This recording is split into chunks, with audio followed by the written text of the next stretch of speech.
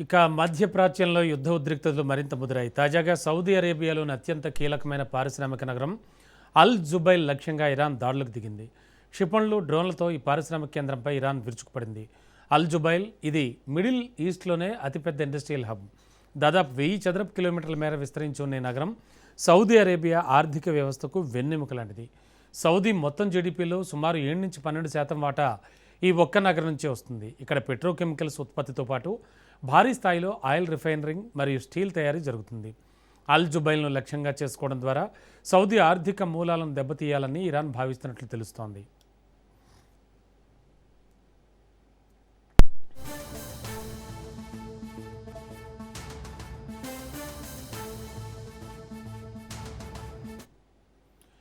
మరోవైపు ఇరాన్ ప్రయోగించిన మిసైళ్లను తాము విజయవంతంగా అడ్డుకున్నట్లు సౌదీ అరేబియా వెల్లడించింది.